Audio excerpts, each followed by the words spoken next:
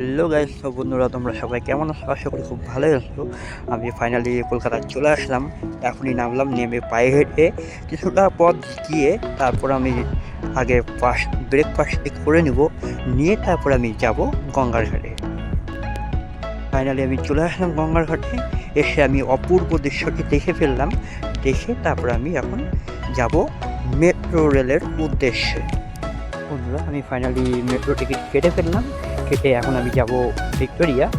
তো দেখো, আমি এখন মেট্রোতে যাব।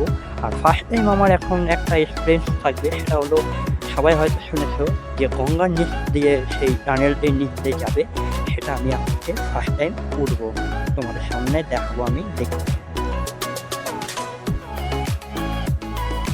অনেকটা অপেক্ষার পরে এই যে দেখো, আমি ফার্স্ট টাইম সেই গঙ্গার নিচ দিয়ে যাচ্ছি। এখন আমি এতটা ফিলিং, মানে কি বলবো তোমাদের, বলে বোঝাতে পারবো না, এতটা সুন্দর লাগলো।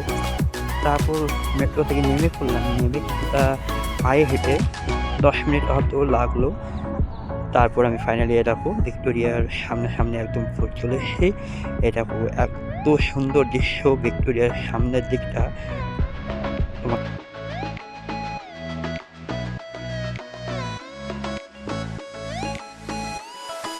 চটপট করে আমি এখন টিকিটটি কেটে ফেললাম। কেটে নিয়ে এখন ভিতরে যাব। ভিতরে গিয়ে এখন সেই অপূর্ব দৃশ্যগুলি কাটাবো। দেখো, তোমাদের সামনে দেখাচ্ছি আমি কতটা সুন্দর, মানে দেখতে এত সুন্দর পরিবেশ, মানে তোমাদেরকে বলে বোঝানো যাবে না।